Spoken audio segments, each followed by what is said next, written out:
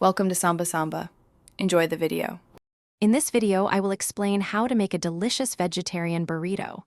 First, select a large flour tortilla, ideally 10 to 12 inches in diameter, as your foundation.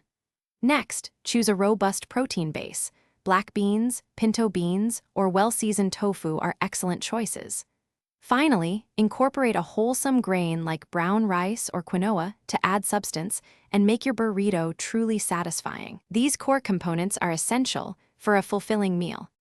Now, let's elevate the flavor and texture of your vegetarian burrito. Introduce a vibrant array of fresh vegetables such as sautéed bell peppers, caramelized onions, or sweet corn for crunch and color.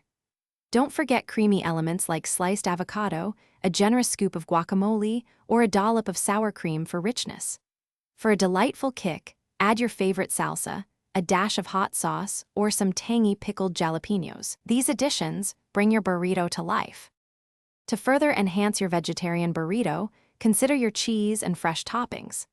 A shredded cheese, such as Monterey Jack or a flavorful cheddar, adds a wonderful melty texture. Alternatively, a dairy-free cheese substitute works perfectly. For a burst of freshness, sprinkle in some chopped fresh cilantro and squeeze a bit of lime juice over your fillings.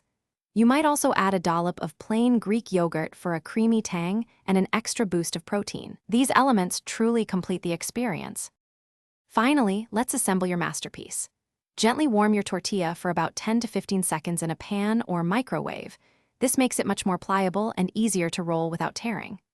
Arrange your chosen fillings in a neat line down the center, ensuring you leave approximately 2 inches clear on both the left and right sides. First, fold in those two side edges, then tightly roll the burrito from the bottom up, creating a secure, delicious package. Enjoy your homemade vegetarian burrito. Thanks for watching. Consider subscribing if we helped you.